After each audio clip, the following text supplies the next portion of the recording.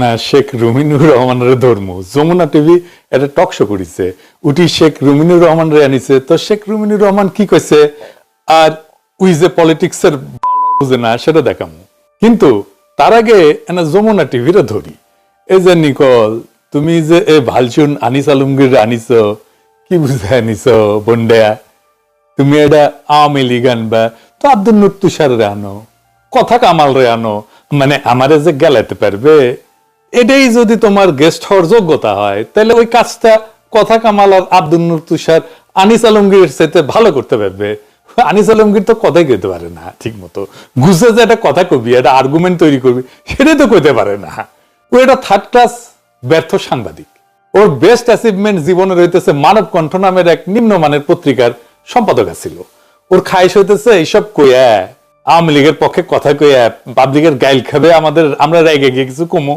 তারপর সেটা দেখায় অ্যাসাইলাম মারবে অ্যাসাইলাম কবে জানকা খতরা আমি অত বেকুব না আমি তো ওক ধর্ম না ধর্ম ড্যাফোডিল রে এটা কচ্ছপে না কামড় দিয়া ধর্ম চাকরি দিয়া পালিচ্ছে হোক আর যমুনা টিভির ধর্ম যমুনা টিভির চ্যানেলে আনিস আলমগীর আইনে ইউটিউব বন্ধে করণীয় কথা কইতেছে শোনান এডিটর সাহেব রাষ্ট্র প্রথম যে কাজটা করতে পারে এই সমস্ত পলাতক ইউটিউবারদের চ্যানেল বন্ধ করতে পারে রাষ্ট্র সেটা করে নেই এরা কি করে এই ছাগল সম্প্রদায়কে পালে যেগুলো এদের রাস্তায় গিয়ে কাউ কাউ করে বা সোশ্যাল মিডিয়াতে কাউ কাউ করে এদের একমাত্র শক্তি কি 2-4টা ফলোয়ার আপনি যখন চ্যানেল বন্ধ করবেন ভারত সহ বিভিন্ন দেশে আমেরিকাতেও আছে আপনি যখন এমন কিছু কন্টেন্ট তৈরি করছেন যেটা রাষ্ট্রের জন্য বিশৃঙ্খলা তৈরি করছে সেটা আমি করি যে করুক আপনি করেন চ্যানেল বন্ধ করতে হবে আর এগুলো প্রচার করিচ্ছে যমুনা টিভি তো এই প্রসঙ্গে একটা যমুনা টিভির গল্প বলি হ্যাঁ যমুনা টিভির মালিক পক্ষ শুনেন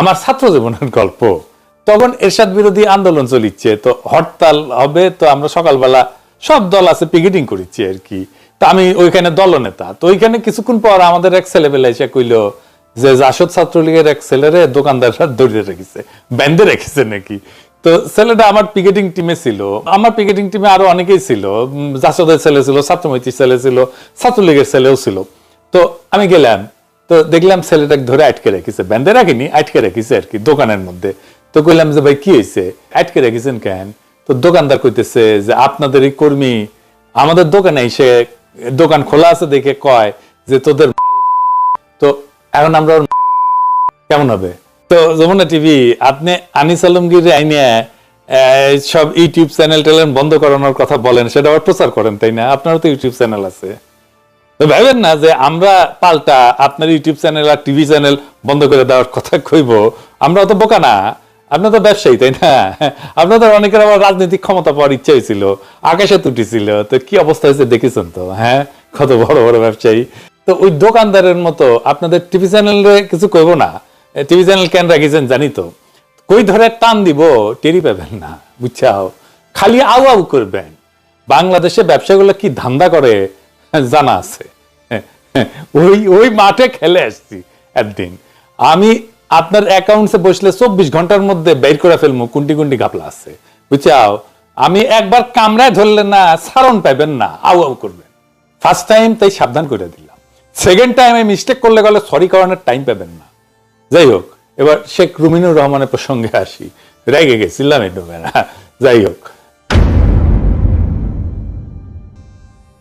তো রুমিন ফারানা কইতেছে যে মিথ্যা অভিযোগ আর মিথ্যা প্রপাগান্ডা করা হয়েছে এডিটর সাহেব এটা শোনা তিনি অত্যন্ত পেশাদারিত্বের পরিচয় দিয়েছেন এবং তিনি নিজে পরিষ্কার বলেছেন এবং সেটা কাজে পরিণত করেছেন যে বাংলাদেশ সেনাবাহিনীকে তিনি রাজনীতির সঙ্গে আর যুক্ত করতে চান না সে কারণেই গত 14 মাস তার উপরে নানান রকম মিথ্যে অভিযোগ দায়ের করা হয়েছে মিথ্যে প্রপাগান্ডা চালানো হয়েছে সেনাবাহিনীকে যে ভাষায় সামাজিক যোগাযোগ মাধ্যমে আক্রমণ করা হয়েছে বাংলাদেশের জন্মের পর কোনো আমলে কারো সময় কখনো সেনাবাহিনীকে নিয়ে এই ধরনের চটুল অসভ্য সভ্যতা বিবর্জিত মন্তব্য অতীতে হয়নি কিন্তু এখন হয়েছে আচ্ছা নিকল এবার তোমার কাছে আসি বন্ডি একজন সাংবাদিক হিসেবে ইটি তোমার কি করণীয় ছিল বলো তো কি বুঝতে পারিচ্ছ না হ্যাঁ হাসি খেয়ে বসে আছো তোমার করণীয় হইতেছে মিথ্যা অভিযোগ আর মিথ্যা প্রপাগান্ডা কি করা হয়েছে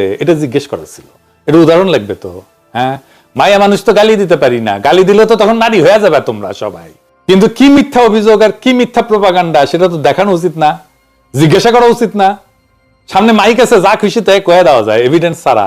এই জন্য তোমাকে একটা টিভি চ্যানেলকে পুষে না, এত ইনভেস্টমেন্ট, এত তেল পুরে একটা শো করে, কত মানুষ, কত কিছু। আমি তো একটা মোবাইল সামনে রেখে ভিডিও করি, তারপরে তোমাকে ভিউ হয় না কেন? কারণ বেগ কথা কও, সাংবাদিকতা শিখাইলাম তোমাক, এবার আসো রুমিনুর রহমানকে একটু রাজনীতি শিখাই।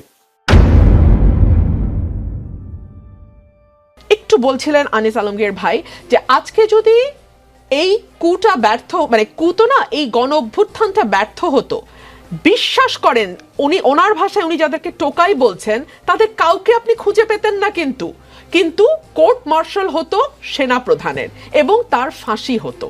এক্সিস্টিং সরকারের অর্ডারের বিরুদ্ধে গিয়ে সাধারণ জনগণের কাতারে দাঁড়াবার অপরাধে ওনার কোর্ট মার্শাল হতো। সুতরাং কোনো ফর্মাল, মানে কোনো একজন ব্যক্তিকে যদি আপনি আইসোলেট করেন যে ফর্মালি তার উপরে খড়গহস্ত নেমে আসতো আওয়ামী লীগ আমলের, সেটা হচ্ছেন জেনারেল ওয়াকারুজ্জামান, তার উপরে আসতো এক। তো রুমিনুর রহমান কইতেছে বিপ্লব ফেল করলে ওয়াকারের কোর্ট মার্শাল হইতো। ওই কোর্ট মার্শালও বুঝিছে বিপ্লব ফেল করবে কেন? এ রুমিনুর, বিপ্লব দেখিস তুই তো ছিলি না, মাঠেতে ছিলি না তুই। পুলিশ ফেল করিছে, পলাইছে সব পুলিশ, র্যাব ফেল করিছে, পুলিশ পলাইছে, অস্ত্রশস্ত্র ফেলে, থানার পর থানা ভস্মীভূত হয়েছে, তছনছ করে দিছে পাবলিককে। বাংলাদেশে কয়টা থানা আমরা জ্বালাই দিছিলাম বলেন তো? আগে বলেন তো, বাংলাদেশে কয়টা থানা আছে? কবে পাবেন না। 639টা থানা গুনে গুনে রাখিছিলাম। কয়টা থানা ঘুরা করে দেওয়া হয়েছে? 450টা থানা ঘুরা করে দেওয়া হয়েছে। পুলিশ মেরে ট্যাঙ্গে রেখেছে পাবলিক, র্যাব তো আগে ভাগিছে, বিডিআর ভয় বাইর হয় না। রাস্তায় ছিল মিলিটারি, সেই মিলিটারি সৈনিক আর জুনিয়র অফিসাররা গুলি চালাইতে অস্বীকার করলো। তো ওয়াকার কি তখন? ও সামনে বিকল্প কি ওয়াকারের? সে গিয়া কইছে আপা ভাগেন। যে মুহূর্তে সৈনিকেরা গুলি করতে অস্বীকার করছে সেই মুহূর্তে হাসিনা পরাজয় ঘটে গেছে, ওর লাস্ট ডিফেন্স ভেঙে পড়ছে। যদি সৈনিকেরা আর জুনিয়র অফিসাররা গুলি করা অব্যাহত রাখতো তাইলে তো ক্যান্টনমেন্ট গুলা তামা হয়ে যেত, থানার মতো। ওই যে এডারে গুলি করি, এডাই যায়, এডাই মরে, বাকিগুলা যায় না। শুনে নাই শেখ রুমিনুর রহমান গুলি করে লাশ নামানো লাগছে স্যার, কিন্তু গুলি করলে মরে একটা, আহত হয় একটাই যায় স্যার, বাকিটি যায় না। এগুলো স্যার সবচেয়ে বড় আতঙ্কের এবং মানে দুশ্চিন্তার বিষয়। গুলি করে জনতাকে ঠেকানো যায় না। 18 কোটি মানুষকে মাইরা ফেলাইতে হইতো, তাইলে আর্মি গুলি না থামাইলে ভালো হইতো, মিলিটারি ব্যুরোক্রেসিরা একবারে পরাজিত করতে পারতাম। আজকে এত ঝামেলা পোহাইতে হইতো না, আমাদের কচু খেতেদের ডিল করতে হইতো না। আবার শেখ রুমিনুর রহমান কইতেছে পলায় যেতে ভালো করিছে, না হলে নাকি হাসিনা শহীদের মর্যাদা পাইতো। শোনেন, শেখ হাসিনাকে যদি গণভবনে গুলি করে মেরে ফেলা, যেটা নাকি শেখ হাসিনা নিজেও বলছিলেন যে আমাকে মেরে ফেলেন আপনারা, ওই সময় যদি তার ওখানে রক্তপাত হতো, আজকে আওয়ামী লীগের যে বিচারের কথা হচ্ছে সেটার চেয়ে কিন্তু অনেক বড় হয়ে দাঁড়াতো যে তার দলের লোকজন বলবার সুযোগ পেত তিনি দেশের জন্য জীবন দিয়েছেন, তিনি দেশ থেকে সরে যাননি, দেশের স্থিতিশীলতা, দেশের সার্বভৌমত্ব এবং দেশপ্রেম থেকে তিনি আত্মবিসর্জন দিয়েছেন। শুনেছেন, হাসিনারে আমরা মুসলিমের মতো ট্যাঙে রাখলাম নি, পা উপরে মাথা নিচে, সাথে মিনাল কান্তিরও ট্যাঙে রাখতাম, যেমন মুসলিনের গার্লফ্রেন্ডকে ট্যাঙে রেখেছিল না পাশে উনকে কইয়া। তো মুসলিনি কি শহীদের মর্যাদা পাইছে? এ রুমিনুর, শহীদের মর্যাদা পাইছে মুসলিনি? মুজিবি কি শহীদের মর্যাদা পাইছে? আওয়ামী লীগ কি কয় শহীদ মুজিব? কয় না। রুমিনুরের বাপ দেখিচ্ছি ওর রাজনীতির কিছুই শিখায় নাই। তারপরে করছে ওয়াকারের মতো সেনা প্রধান পাইছি, এটা নাকি হাঙ্গেরের ভাগ্য। শোনান এটা কি কয়। তবে বাংলাদেশের সৌভাগ্য যে জেনারেল ওয়াকারের মতন একজন সেনা প্রধান তারা পেয়েছে। কেন বলছি? তিনি ওই 36 দিনের তার যেই অবদান, সেটাকে আমি একপাশে সরিয়ে রেখে বলি, তিনি চাইলে বাংলাদেশকে মিলিটারি শাসনের দিকে নিতে পারতেন, নেন নাই। ওয়াকার সাহেব, আপনার কপালটা আসলেই খারাপ, বুঝছাও। এই শেখ রুমিনুর রহমান যেটি হাত দিবি না সেটা জয় বাংলা হবি। বিএনপির জনপ্রিয়তা কমলের 90% ক্রেডিট করলে ওকে দেওয়া যায়, রুমিনুরে দেওয়া যায়।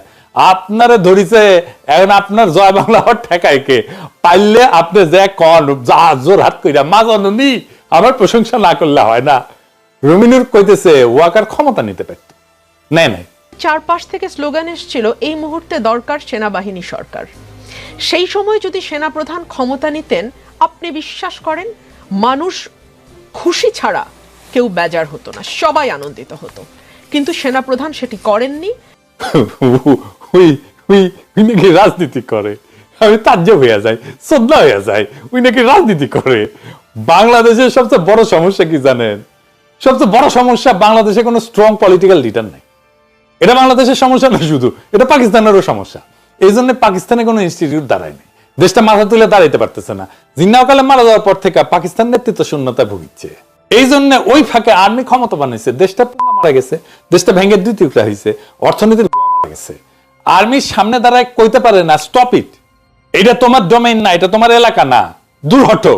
আর্মির নাম নেওয়ার আগে অজু কইরা নেয় বাংলাদেশের পলিটিশিয়ানরা, তারপর কয় দেশপ্রেমিক সেনাবাহিনী, এটা কইয়া তেল দেয় কিছুক্ষণ, তারপরে মিন মিন মিন মিন মিন মিন করে কথা কয়। আর জেনারেলরা পাইছে, ধমক দিলে প্যান নষ্ট করে ফেলে পলিটিশিয়ানরা। তো ধমক দিবে না কেন? 100 বার দিবে, আমি হইলেও দিতাম নি। যাই হোক, এই আর্মি আর ক্ষমতার ব্যাপারটা এটা বুঝেনি, এটা বিষয়টা কি আসলে। কারণ একটা সময় দেখেছিলাম যে পাবলিক ওয়াকারকে তেল দিতে দিতে দিতে দিতে আকাশে তুলে ফেলিছে, যে ওয়াকারকে বিপ্লবের নেতা বানায় ফেলিছে। ওয়াকার না থাকলে নাকি বিপ্লবই হইতো না, আমরা নাকি জিততেই পারতাম না। রাষ্ট্রের বৈধতা কোত্থেকে আসে? রাজনৈতিক দার্শনিক ম্যাক্স ওয়েবার কইছিল ইংরেজিতে এই কথা, যে বাংলা কইরা কই আর কি, ইংরেজি যেহেতু কইছে ঠিকই কইছে, তাই না? এই রাজনৈতিক বৈধতা আসে জনগণের রাজনৈতিক ইচ্ছা থেকে, পলিটিক্যাল উইল থেকে, যাতে নির্বাচনের মাধ্যমে গণসম্মতির মাধ্যমে প্রকাশ পায়। রাজনীতি হইলে সেই প্রক্রিয়া যার মাধ্যমে জনগণ ঠিক করে কে এই বৈধ বল প্রয়োগের অধিকার ব্যবহার করবে। সরকার, এটা সরকার, সেনাবাহিনী না। মানে সেনাবাহিনীকে সরকার চালাবে, রাজনৈতিক নেতৃত্ব চালাবে, এটাই তার বৈধ বল প্রয়োগের ইনস্ট্রুমেন্ট।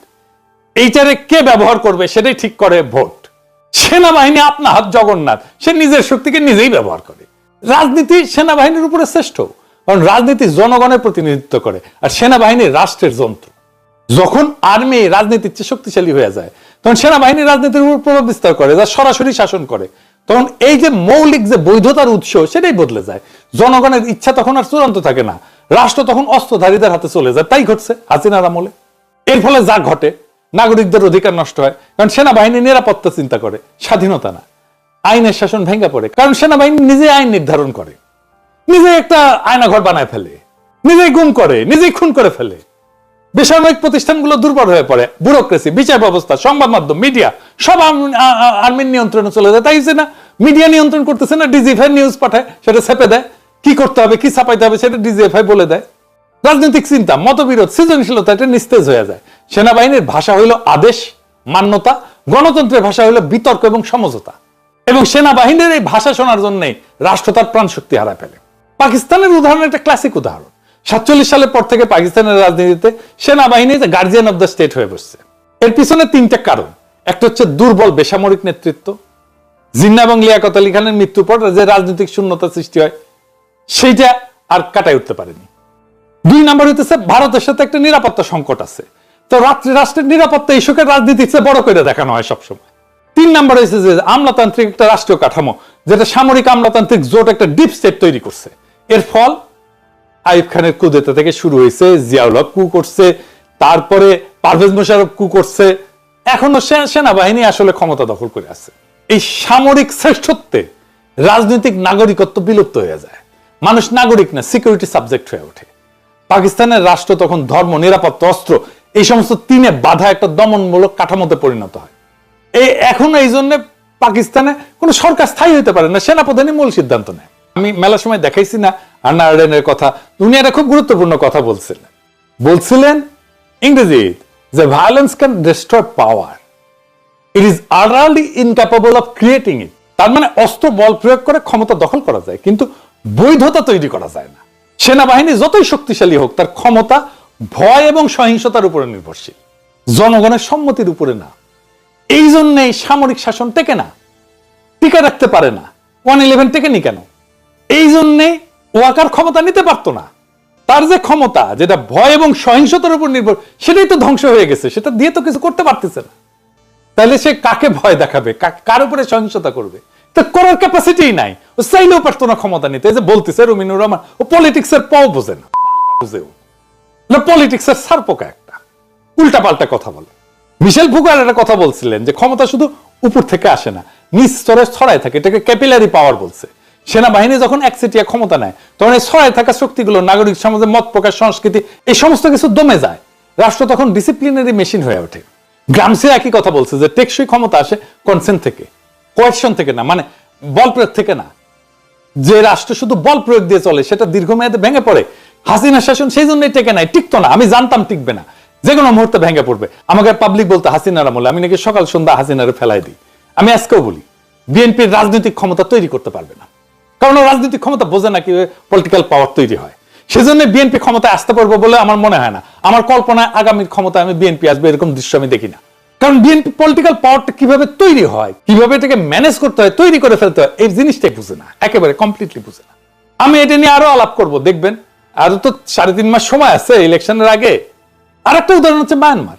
আর্মি দেখেন রাজনীতির উপর কর্তৃত্ব প্রতিষ্ঠা করে রাখায়, দেশে কোনো বেসামরিক শক্ত নেতৃত্ব না থাকে, দেশ আজকে গৃহযুদ্ধে নিমজ্জিত, দেশটা ধ্বংস হয়ে গেল, ভেঙে পড়বে দেশটা। মিশরও একই ঘটনা ঘটবে, লিখে রাখেন। এই সিসির শাসনে থাইল্যান্ডের কত স্টেবল একটা শক্তিশালী অর্থনীতি ছিল না, আর্মি ক্ষমতাবান হইলো, কপালে শনি লাগলো, ঘন ঘন সেনা অভ্যুত্থান, রাজনৈতিক স্থিতিশীলতা এবং প্রাতিষ্ঠানিকতা দুর্বল হয়ে গেল। যে রাষ্ট্রের সেনাবাহিনী রাজনীতির চেয়ে শক্তিশালী হয়ে ওঠে, সেখানে রাষ্ট্র না ব্যারাকি নীতি নির্ধারণ করে। এইটা প্রথমে মনে হয় যে নিরাপত্তা দিতেছে, কিন্তু আসলে রাষ্ট্রের প্রাণ শক্তি, জনগণের ইচ্ছা, মত প্রকাশ, চিন্তা, রাজনীতি সব মইরা যায়। শেষ পর্যন্ত রাষ্ট্র একটা ডেড মেশিন উইথ গানস হয়ে ওঠে, একটা অস্ত্র নিয়ে একটা মৃত একটা মেশিন হয়ে ওঠে। এটা চলতে পারে কিন্তু বাঁচে না। তাহলে এই হইতেছে রুমি নুরের রাজনৈতিক প্রজ্ঞা আর রাজনৈতিক সাহস। এই জন্য তার দল ঈদের পর আন্দোলনের হুঙ্কার দেওয়া ছাড়া কিছুই করতে পারে না। লড়াইটার আগুন যারা জ্বালায় রাখছিল তাদেরকে তুচ্ছ তাচ্ছিল্য করছে বিজয়ের পরে, হয় ইন্ডিয়ার পায়ে ধরে, নয়তো পশ্চিমের পায়ে ধরে, নয়তো আর্মির পায়ে ধরে, অথবা ব্যবসায়ীদের পায়ে ধরে। পায়ে যদি পড়বে তো তোমার রাজনৈতিক ক্ষমতা কই? যারে তুমি তেলাবা সে তো তোমাকে জিন্দগিতে ভ্যালু করবে না। যার সামনে দাঁড়ায় তুমি আঙুল তুলতে পারবা সেই তোমারে ভ্যালু করবে। এই পলিটিক্যাল পার্টিগুলা ওয়াকার আর আর্মিরে তেলাইতে তেলাইতে তেলাইতে তেলাইতে আকাশে তুলে ফেলেছে। চোখে চোখে মিথ্যা কথা বলে এখন আর্মি। গুম কমিশনের নাবিলার কথা শোনেন, মানে ওই যে সিটিটি আয়না ঘরের কথা সারা দুনিয়া জানে। আর্মিকে জিজ্ঞেস করছে যে ওই আয়না ঘরে গার্ড কারা ছিল, তো আর্মি কয় ওখানে আয়না ঘরই ছিল না, গার্ড করতে আসবে। পরে দাবরানি খেয়ে বলে যে না আয়না ঘর ছিল কিন্তু দারোয়ান ছিল না, গার্ড ছিল না। চিন্তা করেন, ডিজিএফ এর ডিরেক্টরদের নাম চাইছে, বলে নাই আমাদের কাছে। চিন্তা করেন, শুনেন, ওর কাছেই শুনেন। প্রথম দিকে আমরা ওখানে গিয়েছি, আমরা যে ছবি টবি তুলেছি আমাদের সাথেই ছিল। পরবর্তীতে আমরা লিখে পাঠিয়েছিলাম একটা চিঠিতে যে আমাদেরকে একটু বলেন ওখানে কারা কারা সার্ভ করতো, ওখানে কারা ছিল, গার্ড টার্ড কি নাম টাম দেন। এখন আমাকে লিখে পাঠিয়েছে যে ওখানে তো কোনো সেল ছিল না। আচ্ছা, এটা মানে এত অদ্ভুত লেগেছে। আমি তারপর ফোন করে বলেছি যে ভাই এগুলো লিখবেন না, কারণ আপনি আমার সাথে গিয়েছেন, আমরা দুইজন মিলে ওখানে ছবি তুলেছি, আমিও জানি ওখানে সেল ছিল, আপনিও জানেন, এবং আমার কাছে তো ছবি আছে, আপনি কি করবেন, এটা বলে লাভ আছে কোনো? তখন বলে হ্যাঁ না সরি ভুলে গেছে। তো দ্বিতীয় চিঠিতে পাঠিয়েছে সেল ছিল, গার্ডের নাম জানি না। মানে আপনি যেদিকে যান আপনি সেখানে ধাক্কা খাবেন, কি করবেন? আমি সেদিন একটা চিঠি পেলাম, এটা আসছে কি, আমরা যে পাঠিয়েছিলাম এটা রিজেফারকে পাঠিয়েছিলাম যে আপনারা একটু আপনাদের ডিরেক্টরদের নামগুলো পাঠান। ভাই ডিরেক্টর মানে এমন না যে আমি গার্ডের নাম চাচ্ছি, আমি ডিরেক্টরের নাম পাঠান। একটা চিঠিতে লিটারালি লিখিতভাবে দিয়েছে, অনার বোর্ড থাকে না তো গোয়েন্দা সংস্থায়, তার ডিরেক্টরের নাম খুঁজে পাচ্ছি না। আচ্ছা, মানে এই কথাটার কোনো মানে একদমই কোনো মিনিং নাই। শুনলেন তো, একটা দেশের প্রাইম মিনিস্টার, ডজন খানেক মন্ত্রী, পুলিশের বড় কর্তা প্রায় 100 জনের মতো, আর্মির জেনারেল, কয়েকটা গোয়েন্দা সংস্থার প্রধান একটা শত্রু দেশে পালায় গেছে, একটাই দেশে পালায় গেছে। তাহলে আপনার দেশের সার্বভৌমত্ব নিরাপত্তা কিছু আছে? আপনি ভাবেন তো যে পাকিস্তানের প্রেসিডেন্ট, মন্ত্রী, আইএসআই এর কয়েকজন চিফ, কয়েকটা জেনারেল ইন্ডিয়া পালায় গেছে, পাকিস্তান ভেঙে যাবে একেবারে। বাদ দেন, শুধু রয়ের চিফ বাংলাদেশে পলায় আসছে, তাহলে কি করতো ইন্ডিয়া? প্রেসিডেন্ট 2বার বক্তৃতা দিল জাতিসংঘে, একবার কইছে এই আর্গুমেন্টটা। দুনিয়াতে দ্বিতীয় কোন এক্সাম্পল আছে এরকম যে পুরা স্টেট মেশিনারিজের পুরা শিফট গোয়েন্দা সংস্থা সহ আর্মি জেনারেল সহ পালায় গেছে শত্রু দেশে? কোন দেশ মানতো এটা? হালকা লাগাই দিত না আন্তর্জাতিক মহলে? আমাদের এক ভালসুন পররাষ্ট্র উপদেষ্টা আছে, সে বুড়া বয়সে নিজের সিভি কেমনে বড় করবে, সে ভারী করবে, সে ধান্দায় আছে। ইন্ডিয়ারে এই কইরা দাবরানির উপরে রাখা যায়, কিছুই করে নাই। ভালো হয়েছে, তাতে কি লেভেলের অপদার্থ এগুলো সেগুলো দেখতে পারতেছে পাবলিক। তো এই যে জেনারেলদের পলায় যাওয়া, এটা কার দায়? মুজিব তো ওয়াকারের কাস্টডিতে ছিল, জেলে ছিল, আর ইয়ের মধ্যে সেখান থেকে পলায় নাই। কেউ জিজ্ঞাসে তুমি কাস্টডি থেকে কেমনে পলাইলো? আকবর পলাইলো কয়েকদিন আগে, কবির পলাইলো, সে নাকি কয়েকবার রেকি করে আসছে, কবির যায় কলকাতায় যায়, শোনা যাইতেছে আমিনুলও পলাবে। তো সব করা পালানোর দায়িত্ব ওয়াকারের, আর তো কারো না। এখন আবার আবদার তুলিছে এই সমস্ত জেনারেলদেরকে ক্যান্টনমেন্টের মধ্যেই রাখবে, একটা ভিআইপি মেসকে নাকি সাবজেল ঘোষণা করছে, ওইখানে থাকবে, ওটি থাকবে, খাবি দাবি ঘুমাবি, আবার ওটি থেকে আসবি। হাসিনার আমলে 10টা কষ্ট মামলায় এনএসআই এর সাবেক মহাপরিচালক brigadier general M Abdur Rahim এবং ডিজিএফ এর সাবেক মহাপরিচালক মেজর জেনারেল অবসরপ্রাপ্ত রেজাকুল হায়দার চৌধুরীকে কারাগারে রাখা হয় নাই, তাদের প্রিজন ভ্যান করে আদালতে আনা নেওয়া করা হয় নাই। প্রত্যেকটা নিউজ চ্যানেলে তো প্রচারিত হইতো সেটা। তখন তো সেনাবাহিনীর ইজ্জত যায়নি, এখন ইজ্জত চলে যাচ্ছে একেবারে। ওইগুলো তো ভুয়া মামলা ছিল, দুইজনে তো খালাস হয়ে গেছে। আইন অনুযায়ী কিন্তু এরা এখন আর সেনাবাহিনীর সদস্যই না, চাকরি চলে গেছে। তাইলে এটা ওয়াকারের ডাবল স্ট্যান্ডার্ড না? আমারে এসে ধরছে আমি নাকি কু কইরা ইয়ে করি। হাসিনা তো নিজেই কু উস্কে দিচ্ছে। এই যে দেখেন কি কয়, যার যা কিছু আছে তাই এখন নামতে হবে। আর এই সশস্ত্র বাহিনী আমি জানি না এদের কি, মানে আমি তো তাদের সব ধরনের ট্রেনিং থেকে শুরু করে সব থেকে আধুনিক ট্রেনিং দিয়েছিলাম। শান্তিরক্ষা বাহিনীতে আমার সময় 1 নাম্বার ছিল বাংলাদেশ, আজকে সেই বাংলাদেশ 3 নাম্বারে নেমে গেছে। আর যেভাবে সেনাবাহিনীকে ইউনুস ব্যবহার করেছে তাতে তাদের ভাবমূর্তি আন্তর্জাতিকভাবে এবং জাতিসংঘে ওই সেক্রেটারি জেনারেলের যতই এনে টুপি মাথায় দিয়ে ইফতারি খাওয়াক, ভাবমূর্তি তো নষ্ট হয়ে গেছে। তাই ভবিষ্যৎটা কি, কতজনদের ফেরত আসবে তার ঠিক নেই। আমি তো বলে বলে ঠিকঠাক করে দিয়েছিলাম, কিন্তু আজকে সেই শেষ। আর তারপর এই সমস্ত অফিসারদের বিরুদ্ধে তারা কিভাবে, কোন সাহসে তারা ওয়ারেন্ট ইস্যু করে? এত সাহস পায় কোত্থেকে? আবার সেটা প্রশ্ন। ওখানে কি এখন সাহসী লোক কেউ নাই? তাহলে দেশের স্বাধীনতা সার্বভৌমত্ব এদের দিয়ে রক্ষা হবে কীভাবে? ট্যাঙ্ক কিনে দেওয়ার থেকে শুরু করে বিমান বাহিনী, নৌবাহিনী, প্রত্যেকেরই তো আমি আধুনিক সরঞ্জামাদি কিনে দিয়ে, কোথায় সাবমেরিন থেকে শুরু করে MiG-21 পর্যন্ত দিয়েছি। সশস্ত্র বাহিনী করে সেই বঙ্গবন্ধু ট্যাঙ্ক কিনে দিয়েছেন, তারপর আমি কিনে দিলাম। হ্যাঁ, ওটা বোধহয় শুধু আমাদের হত্যার জন্য ব্যবহার হতে পারে, আর এখন আর তা হয় না। এটা হলো কথা। তো এইভাবে দেশের মানুষ, সশস্ত্র বাহিনী, সিভিল প্রশাসনের আমাদের সেই সচিবরা, আরে তারা কাজ করছে বলেই তো দেশটা এত উন্নতি হয়েছে। নইলে কি এত তাড়াতাড়ি এত দেশের উন্নতি হয় নাকি? আজকে তাদেরকে মিথ্যা মামলা দিয়ে হয়রানি করা। আবার শেখ রুমিনুর রহমান কইতেছে হাসিনারে পলায় যেতে দিছে ওয়াকার, এটাও নাকি ক্রেডিট তার। হ্যাঁ, এই ক্রেডিটও সে ওয়াকারকে দিতেছে। যে পলিটিশিয়ান আর্মির হোকাতে তার রাজনৈতিক নেতা হওয়ার কোনো যোগ্যতাই নাই। পলিটিশিয়ান হিসাবে এরা আসলে আর্মির ক্ষতি করে। মানে স্পয়েলড বেবি দেখেছেন? স্পয়েলড বেবি মানে জানেন তো, বাপ মায়ের আশকারা পাইয়া বকে যাওয়া সন্তান।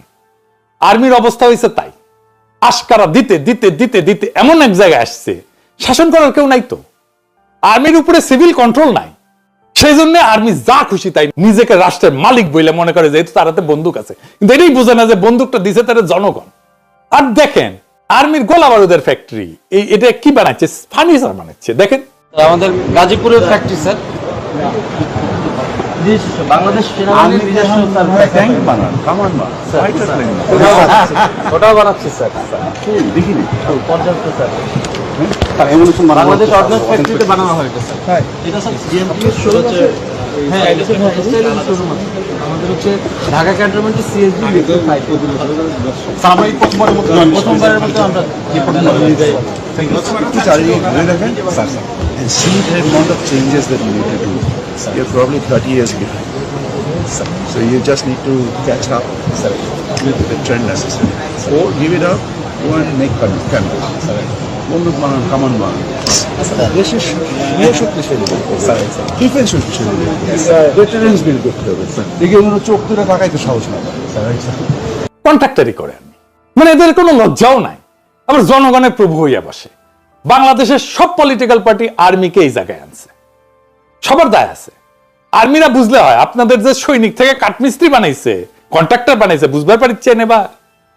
আর্মি মানে ফার্নিচার বানায়, কন্ট্রাক্ট নেয়। পলিটিশিয়ানরা তাদের উঠতে বসতে সালাম দেয়, আর সাংবাদিকরা তাদের ভয় পায়। এটা রাষ্ট্র না, এটা একটা দাস প্রথা। রুমিনুররা রাজনীতি শেখায়, কিন্তু রাজনীতির অ ক খ এটাও জানে না। রাজনীতি মানে জনতার ইচ্ছা, মানুষের সম্মতি। আর সামরিক শক্তি মানে ভয় দেখায়, শাসন করে, তারপরে পইরা যায় নিজের ওজনেই। পাকিস্তান ভাঙছে সেই ভয়ে, মায়ানমার জ্বলতেছে সেই ভয়ে, আর বাংলাদেশে একই সাথে যাচ্ছিল যদি সৈনিকেরা গুলি না থামাইতো। এই দেশটা আজ কবর হয়ে থাকতো। বন্দুক রাষ্ট্রকে রক্ষা করে না, রাষ্ট্রকে রক্ষা করে রাজনীতি। রাজনীতি মানে আলোচনা, তর্ক, ভোট, জবাবদিহিতা, ইনস্টিটিউশন, এগুলো মানুষের প্রাণশক্তি। আমরা কিছু কইলে সেট করে ওঠে একেবারে, আর্মি নিয়ে কথা কওয়া যাবে না, আর্মি নিয়ে কি কইছে, প্রোপাগান্ডা চালাইতেছে। যে রাষ্ট্রে ব্যারাক নীতি ঠিক করে সেখানে মানুষ মরে, চিন্তা মরে, ভবিষ্যৎ মরে, থাকে শুধু রাইফেল আর হুকুম। আমি তাই বলি, যদি রাষ্ট্র বাঁচাইতে চান বন্দুক না রাজনীতি ফিরায় আনেন। যদি নেতৃত্ব করতে চান তেল না তর্কে যান, আর্গুমেন্টে যান। রাজনৈতিক ক্ষমতা প্রশ্নটা ফয়সালা। প্রিয় দর্শক, এতক্ষণ আপনারা দেখলেন পিনাকি ভট্টাচার্যর একটি ভিডিও। পিনাকি ভট্টাচার্য আজকের এই ভিডিওতে আলোচনা করেছেন রোমিন ফারহানা এবং সেনা প্রধান ওয়াকার সম্পর্কে। রোমিন ফারহানা বলেন, সেনাপ্রধান ওয়াকার যখন সাবেক প্রধানমন্ত্রী শেখ হাসিনা যখন বাংলাদেশ ছেড়ে পালিয়েছে, ঠিক তখনই কিন্তু সেনাপ্রধান তার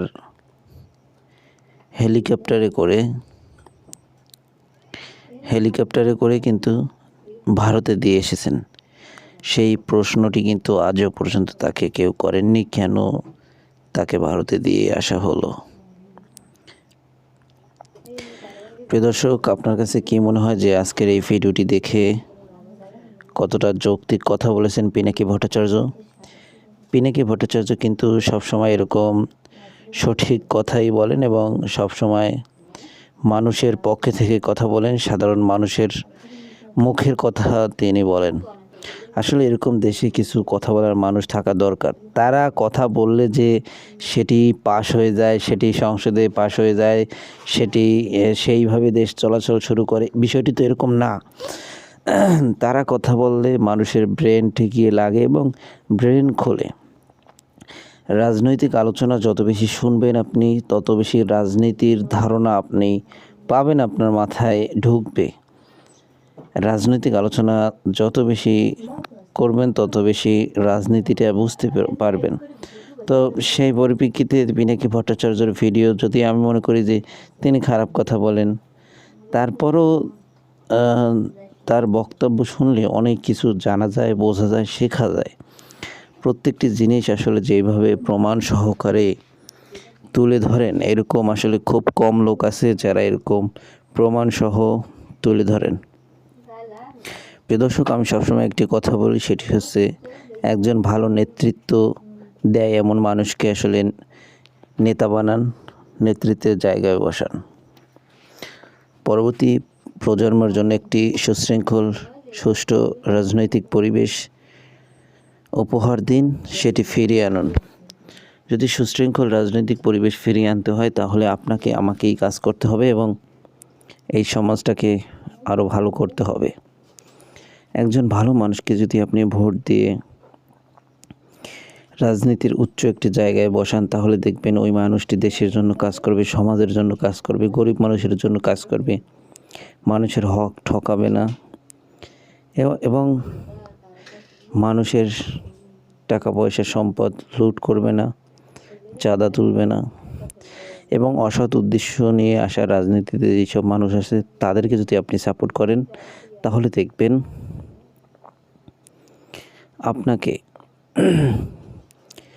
আপনি যদি তাদের 500-1000 টাকা খেয়ে তাদেরকে ভোট দেন, তাহলে দেখবেন ভোটের পরে আপনার 5000 টাকা 10,000 টাকা আপনার পকেট থেকে চলে যাবে। তো অবশ্যই এই 500 টাকা খাওয়ার লোভ করবেন না এবং অসৎ উদ্দেশ্য নিয়ে আসা মানুষদেরকে থেকে দূরে থাকবেন, তাদেরকে সাপোর্ট করা বাদ দিবেন, দেখবেন তারা আস্তে আস্তে দুর্বল হয়ে পড়বে।